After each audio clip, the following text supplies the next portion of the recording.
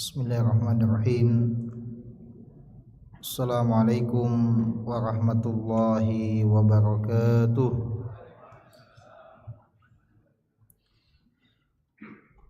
Alhamdulillahi rabbil alamin. Wa bihi nasta'in ala umurid dunya waddin. Wassalatu wassalamu ala rasulihil amin, imamil muttaqin, sayyidil anbiya'i wal mursalin, nabiyina Muhammadin wa ala alihi wa ashabihi ajma'in. Allahumma la sahla illa ma ja'altahu sahla wa anta taj'alul hazanata sahlata idza syi'ta. Rabbi shrah li sadri wa yassir li amri wahlul 'uqdatan min lisani yafqahu qawli. Amma ba'd, jamaah kaum muslimin yang dimuliakan oleh Allah Subhanahu wa taala. Alhamdulillah, pada malam hari ini kembali kita bersyukur kehadirat Allah Subhanahu wa taala, karena kita masih diberikan nikmat oleh Allah Subhanahu wa taala sehingga kita masih dapat melaksanakan salah satu kewajiban kita, yaitu sholat maghrib secara berjamaah. Semoga Allah Subhanahu wa taala senantiasa memberkahi umur kita dan menjadikan segala ketaatan kita sebagai pemberat timbangan kita di akhirat kelak. Amin. Dan yang kedua, salawat serta taslim tak lupa kita kirimkan kepada baginda yang mulia Rasulullah sallallahu alaihi wasallam, yang mana beliau adalah nabi dan teladan kita semuanya. Dan yang ketiga, jamaah kaum muslimin yang dimuliakan oleh Allah Subhanahu wa taala, pada malam hari ini kita akan sama-sama bermajlis dalam kajian ilmu. Semestinya seperti biasanya yang membawakan kajian adalah Ustadz kita, Ustadz Muhammad Yusron Ansar hafizahullah ta'ala. Namun beliau pada malam hari ini berhalangan, sehingga kami diamanahkan untuk mengisi kekosongan yang ada pada malam hari ini. Tetapi mudah-mudahan tidak mengurangi kekhusyuan kita dalam menuntut ilmu atau menimba ilmu. Adapun tema yang akan kita angkat pada malam hari ini, karena panitia mengatakan bebas saja Ustadz, dari kita saja, maka saya tadi pikir-pikir apa bagus judulnya. Ya, akhirnya saya memutuskan kita sedikit membahas tentang nikmat air di dalam Islam, khususnya di tengah musim kemarau seperti yang sedang kita alami saat ini. Kita semua merasakan bahwa kemarau tampaknya sudah cukup panjang kita alami, dan belum ada tanda-tanda bahwa akan segera berakhir, sehingga kita melihat fenomena yang di beberapa wilayah itu air sudah mulai cukup sulit untuk didapatkan, untuk diakses. sumur-sumur mulai kekurangan air, bahkan tidak jarang kehabisan air. Ya, khususnya ini saya fenomena terjadi di kampus sendiri ya, di kampus Tiba Makassar. Ya, terkadang pagi-pagi itu bahkan di gedung dosen pun habis air. Ya, Allahul musta'an. Ya, jadi ini menunjukkan bahwa kita memasuki masa-masa sulit, masa-masa kering. Kolam ikan yang di rumah itu harus selalu diisi karena panas matahari sehingga menguap airnya dan tidak turun hujan. Ya, jadi ini menginspirasi kita untuk mari kita melihat, memflashback bagaimana ternyata air itu adalah satu nikmat dan karunia Allah SWT yang sangat besar, yang terlihat begitu mahal di saat-saat seperti ini ya. Sama dengan istilah itu, as-sihhatu tajun ala ru'usil asihha la yaroha illal mardoh.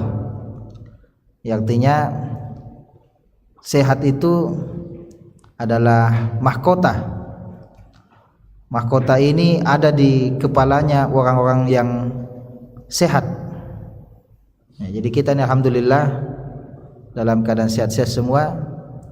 Sejatinya kita ini lagi memakai mahkota yang mahal, namanya mahkota sehat. Tapi karena kita sehat, terkadang kita tidak bisa melihat nikmatnya mahkota ini.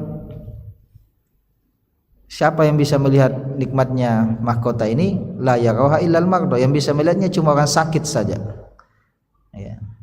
Jadi kalau sakit baru terlihat, ternyata begitu mahalnya sehat itu ya. Begitu juga dengan air ini. Mungkin kemarin-kemarin ketika musim hujan ya, itu air berlimpah ya, kita tidak merasa ini satu nikmat yang besar karena melimpah-limpah ya. Tapi kalau sudah mulai kemarau, mulai kering sumur, mulai kesulitan air, maka baru kita sadar ini Masya Allah, ini nikmat yang sangat besar sekali ya, yang harus kita senantiasa mensyukurinya ya. Maka inilah sedikit yang akan kita perbincangkan ya, bagaimana air adalah nikmat yang besar di dalam Islam. Taib, jamaah yang dimuliakan oleh Allah Subhanahu wa taala ya.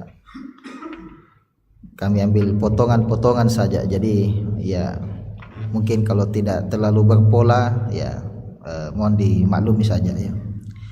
Taib, yang pertama jemaah sekalian, bahwa ya kita semua sepakat ya bahwa air itu adalah rahmat Allah Subhanahu wa taala, nikmat Allah yang termasuk paling besar.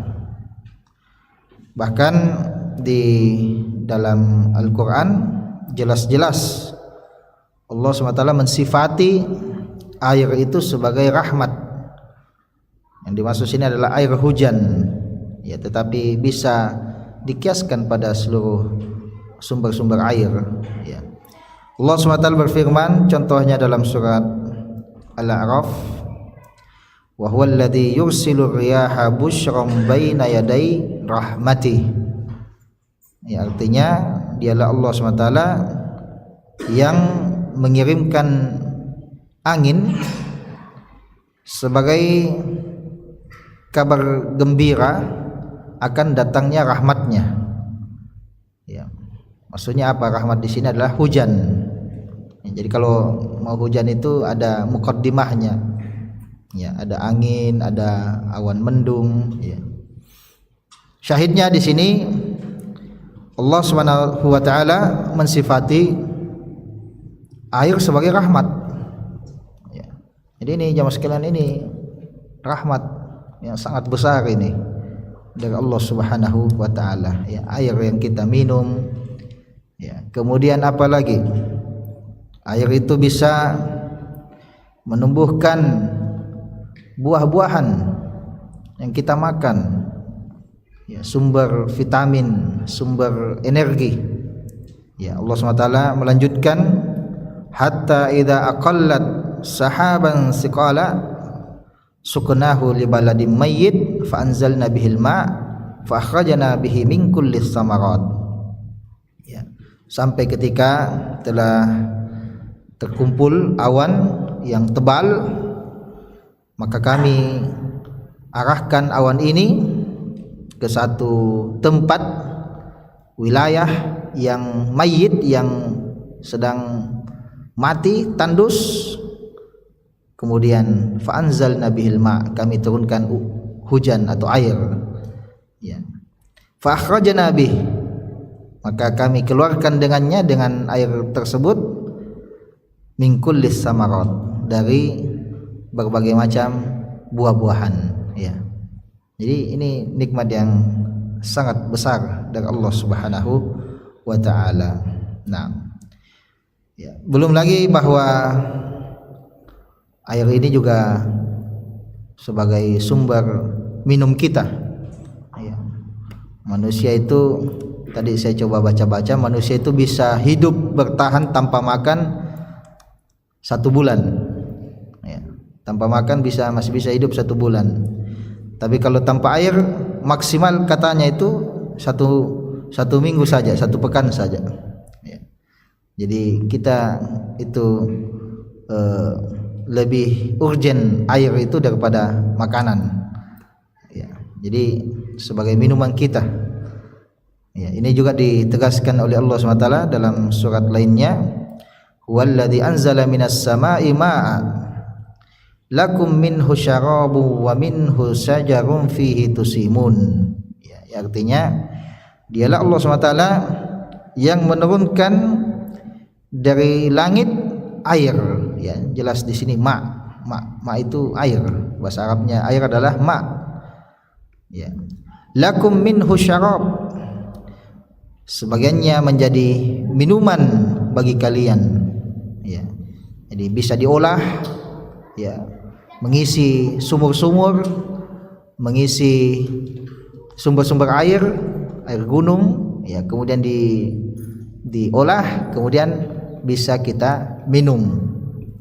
Wa minhu syajarun fihi tusimun, dan sebagian lainnya itu dimanfaatkan untuk pohon-pohon, ya, pohon-pohon kita yang di sekitar kita itu juga, ya, mengambil manfaat dari hujan. Fihi tusimun, dan pohon-pohon yang ada di sekitar kita itu juga kita bisa menggembalakan hewan-hewan ternak kita. Ya, jadi suburnya lahan, ya, pohon, tumbuh-tumbuhan, itu juga menjadi makanan bagi hewan-hewan kita. Ya, hewan-hewan ini kemudian juga minum dari air hujan. Ya.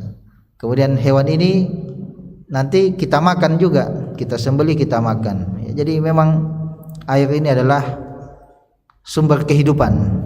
Ya, sebagaimana firman Allah Subhanahu wa taala di dalam Al-Qur'an surat yang lain, wa ja'alna minal ma'i kulla syai'in hayy.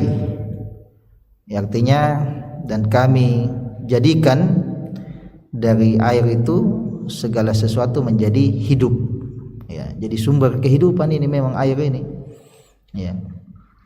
Satu wilayah itu kalau ada airnya, maka itu layak untuk ditinggali. Ya. Tapi kalau satu wilayah tidak ada airnya, ya, maka itu tidak bisa untuk ditinggali oleh makhluk hidup. Ya, maka memang ini penegasan dari Allah SWT bahwa dari air itu segala sesuatu menjadi hidup. Ya. Coba kita flashback bagaimana air itu kemudian menjadi sumber yang menghidupi satu wilayah yang tadinya tidak ada penghuninya. yaitu kisah awal mula kota Mekah, ya, kota Mekah Al-Mukarramah.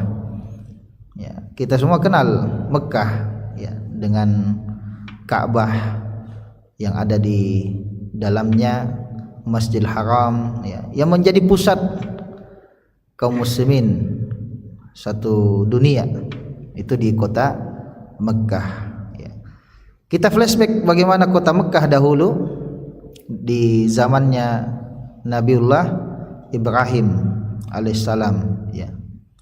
Ketika itu Allah SWT menyeru Ibrahim untuk membawa anak dan istrinya, yaitu Ismail anaknya dan juga istrinya, dan sekaligus bundanya Ismail, yaitu Bunda Hajar. Kemana?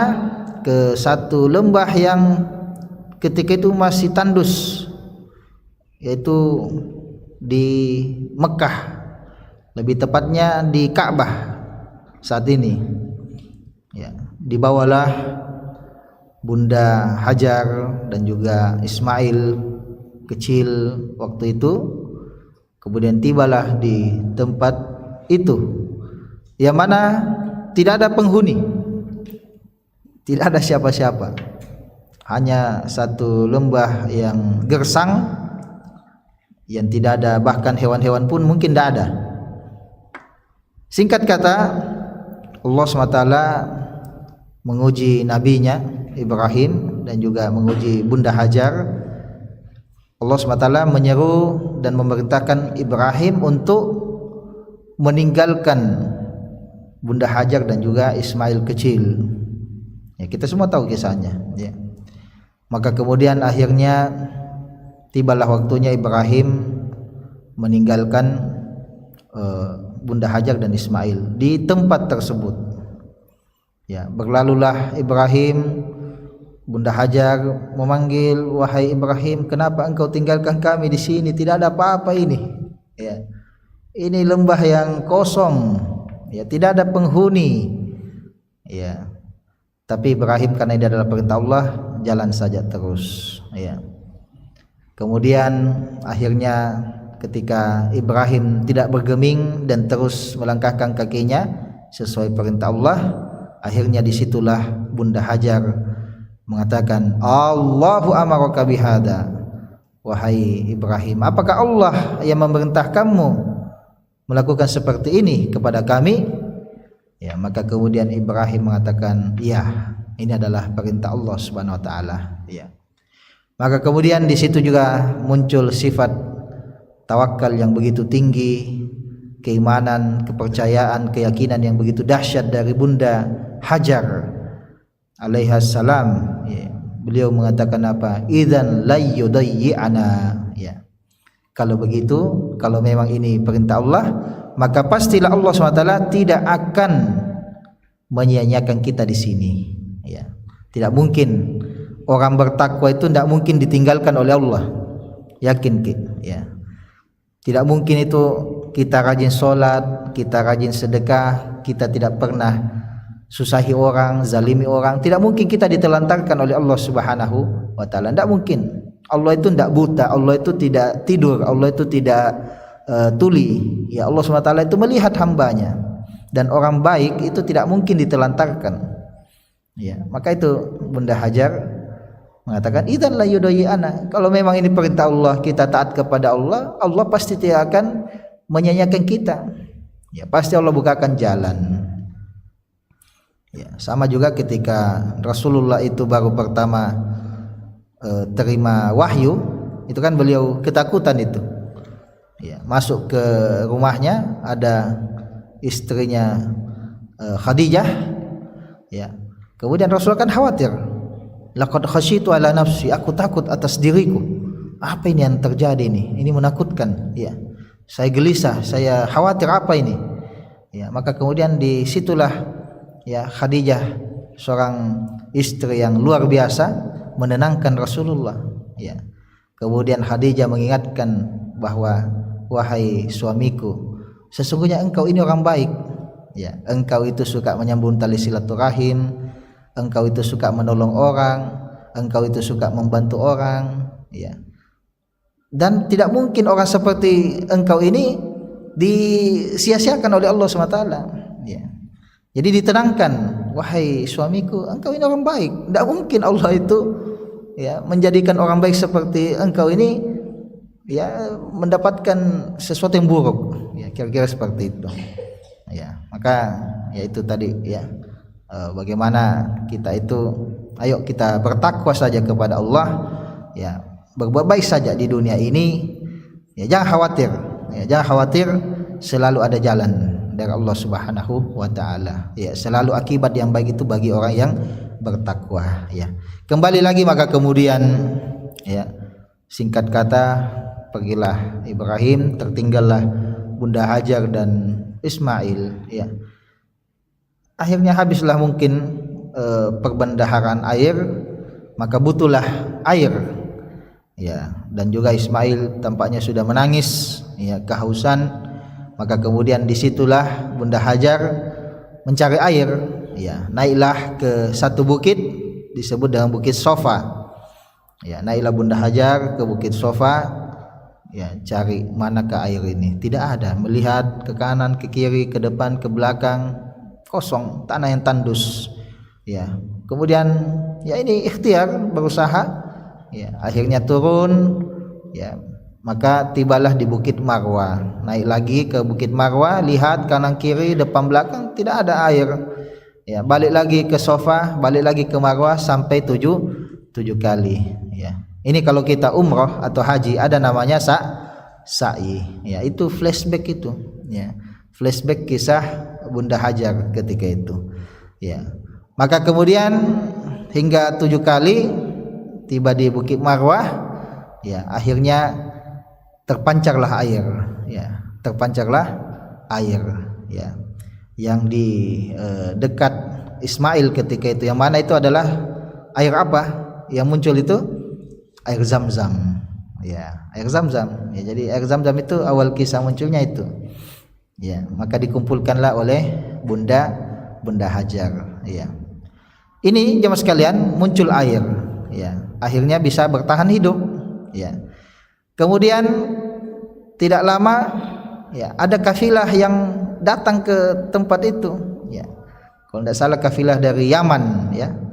Jadi aslul Arab, asalnya bangsa Arab itu dari Yaman, ya. Ada kafilah dari Yaman, ya, mungkin lewat di sekitar situ, butuh air, cari-cari air, mungkin dengan pengetahuan ketika itu, ya, akhirnya dideteksilah, oh di sini tempatnya, ya.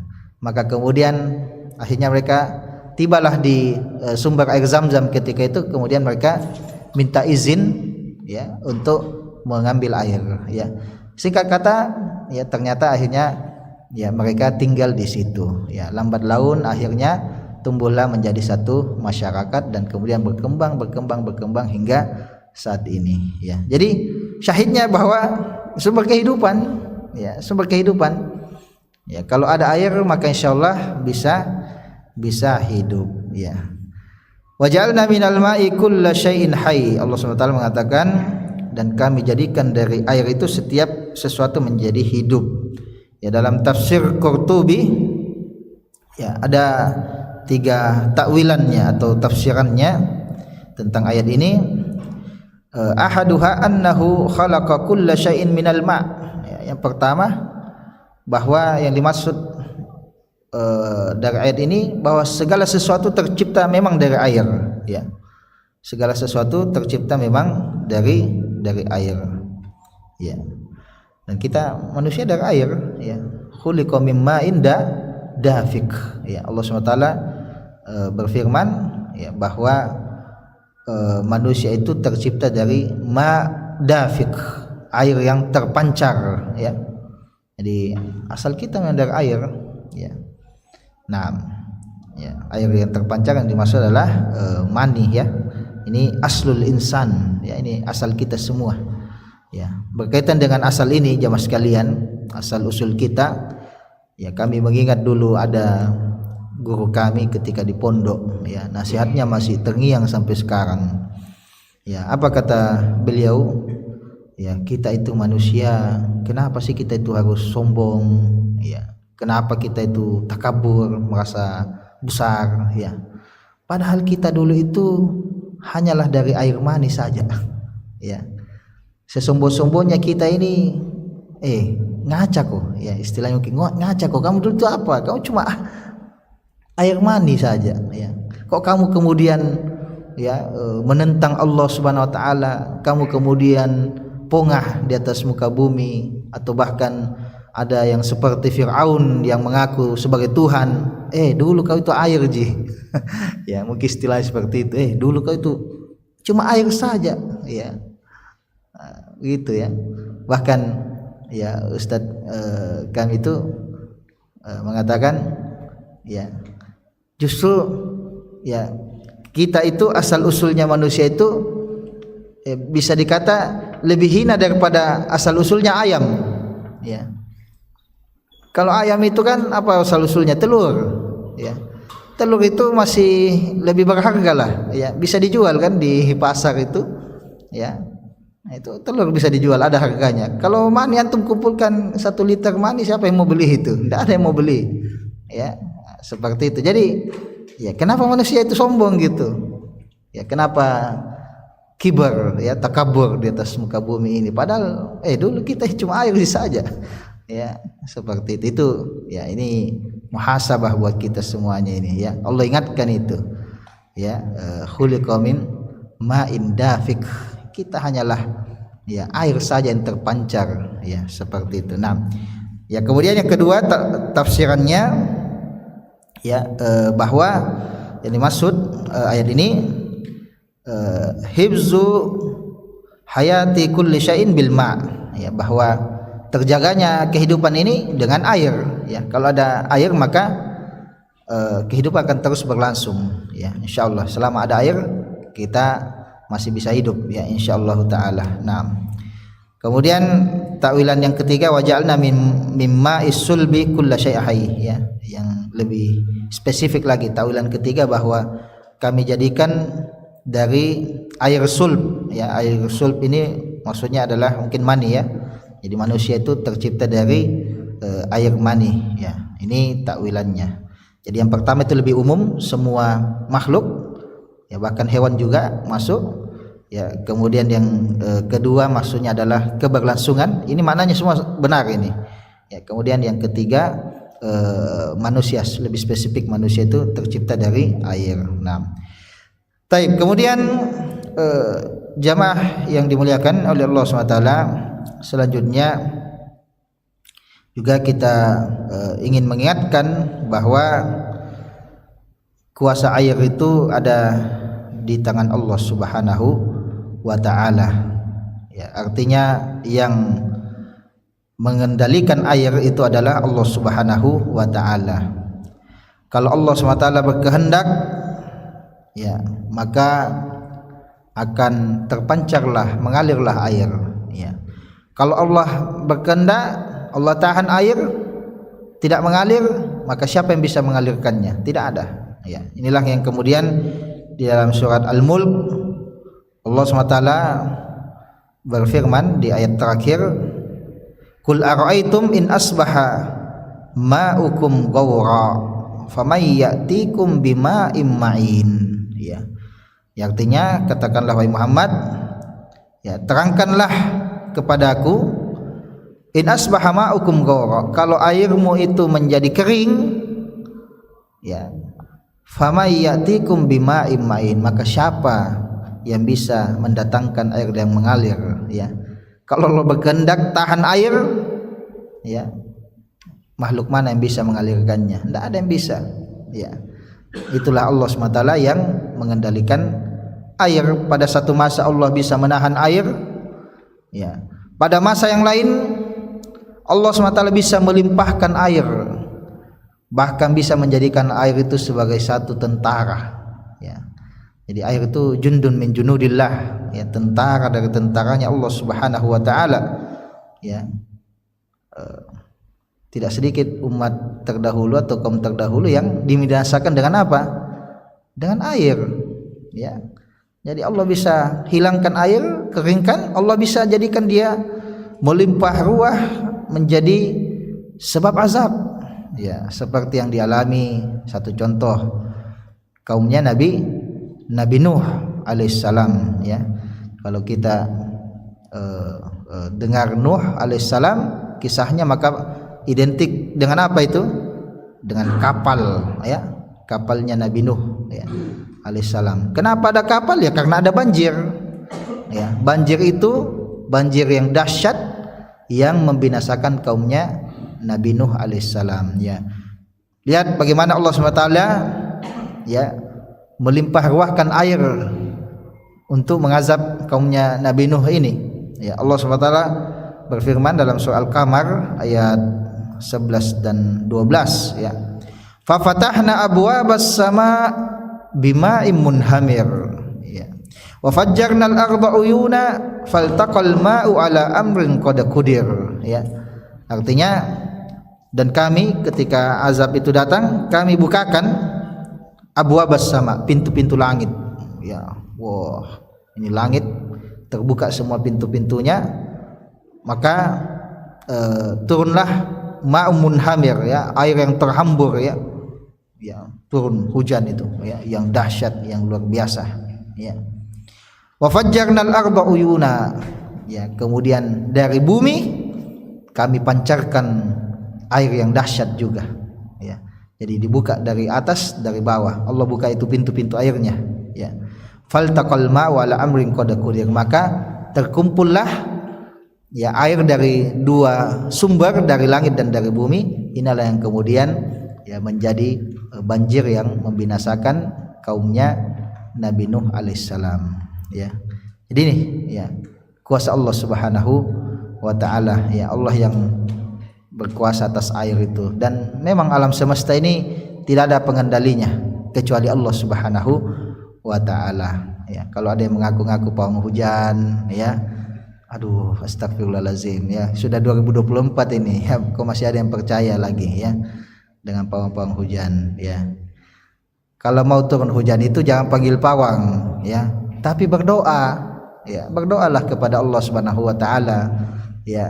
Yang mengendalikan air itu bukan pawang, ya, yang mengendalikan air itu adalah Allah Subhanahu wa taala. Nah, ya, ini Nabi Nuh alaihissalam kaumnya dibinasakan dengan air, ya. Siapa lagi yang dibinasakan dengan air? Yaitu Firaun, ya, Firaun laknatullahi alaihi, ya. Inilah, ya, manusia paling tersombong yang pernah hidup di atas muka bumi ini, ya, binasanya dengan air, ya. Ketika itu, ya, Firaun dan tentaranya mengejar Musa dan Bani Israel, ya. Maka kemudian ketika di depan Musa dan Bani Israel, pengikutnya Musa ini, tidak ada yang tersisa dari daratan kecuali lautan. Kemudian Firaun telah dekat. Nah, di situ kuasa Allah SWT, ya. Allah mengatakan, wahai Musa, idrib bi'asokal bahar, ya, pukullah dengan tongkatmu itu laut, ya. Maka kemudian laut itu terbelah menjadi dua, ya. Kemudian lewatlah Nabi Musa, ya. Fa'atba'ahu Firaun, ya.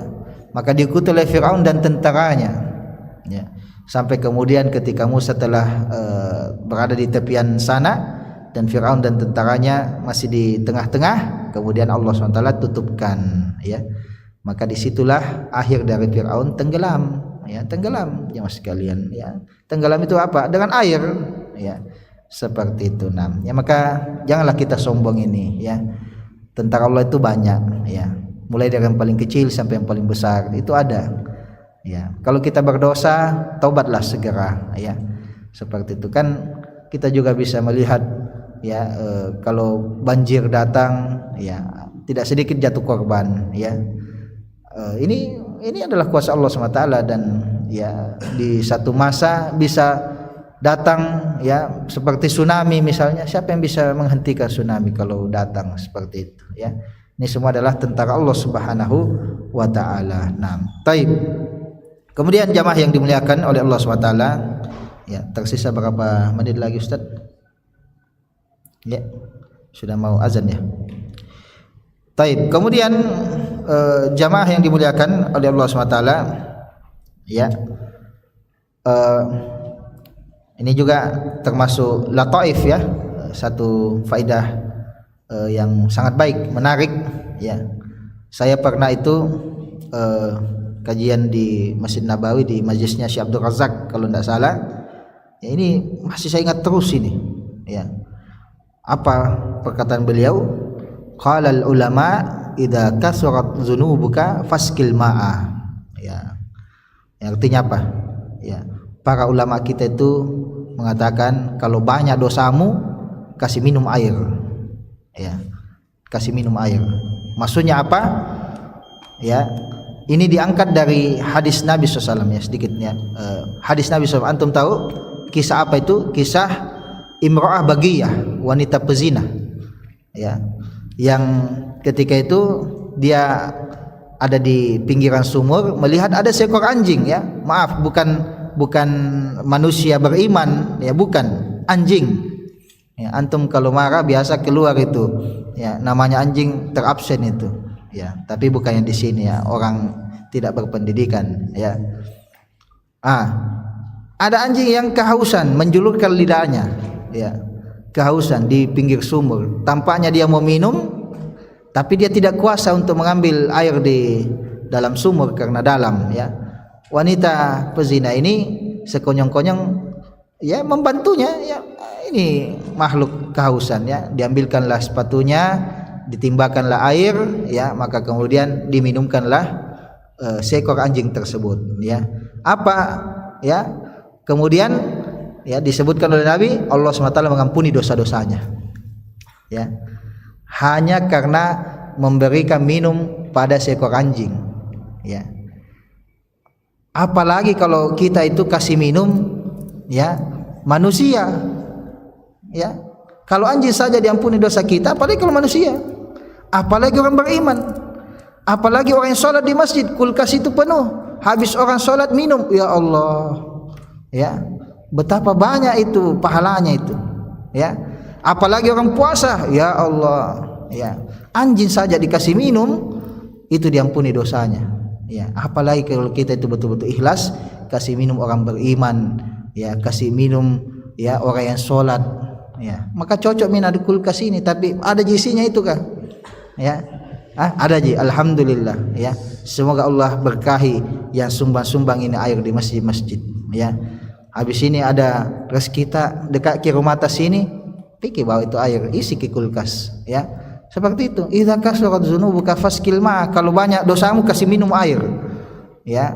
Anjing saja dikasih minum dapat ampunan dosa, apalagi ini yang minum ini, insyaallah orang bertakwa yang masuk ke masjid ini. Karena orang tidak bertakwa tidak masuk ke masjid ya, apalagi kalau orang bertakwa yang kita kasih minum ya. Oleh karenanya jamaah sekalian ya, kalau kita lihat di masjid-masjid Saudi itu, tanya ada Ustaz Imran sini ya, itu rata-rata masjid Saudi itu ada minimal dispenser. Atau terakhir kita tutup ya, Syekh kami itu juga pernah mengatakan ya, bahwa sesungguhnya Allah SWT itu bisa jadi ya menurunkan rahmatnya, ampunannya dari sesuatu yang kecil ya. Justru kita bisa itu dapat rahmat Allah bukan dari sesuatu yang besar, tapi dari hal yang kecil saja ya. Seperti itu tadi, kasih minum anjing ya, hal yang kecil mungkin yang bagi manusia tidak ada artinya, tapi justru di situ turun rahmat Allah Subhanahu wa taala ya. Jangan remehkan ini ya. Atau ada orang yang kelaparan minta makanan sama antum, oh itu pahala besar itu menanti itu ya. Kalau ada orang yang sangat lapar minta makanan ke antum, oh kasih kejangkit, tahan itu, kasih langsung, belikan ya. 15.000 jika kita kasih keluar beli ayam apa, kasih itu, dia makan dengan lahapnya itu, dia berdoa itu tembus langit itu kalau dia berdoa itu ya. Seperti itu ya. Jadi jangan remehkan ya. At-timut ta'am, kasih makanan, kasih minuman, jangan sekali-kali remehkan, kebaikan-kebaikan seperti ini ya, Masya Allah ya. Mudah-mudahan ya bermanfaat buat kita semuanya. Sebenarnya masih ada lagi nih, tapi karena sudah azan ya kita cukupkan dulu. Subhanakallahumma bihamdik asyhadu an la ilaha illa anta astaghfiruka wa atubu ilaik. Sallallahu ala nabiyina Muhammad wa akhiru da'wana alhamdulillahi rabbil alamin. Assalamualaikum warahmatullahi wabarakatuh.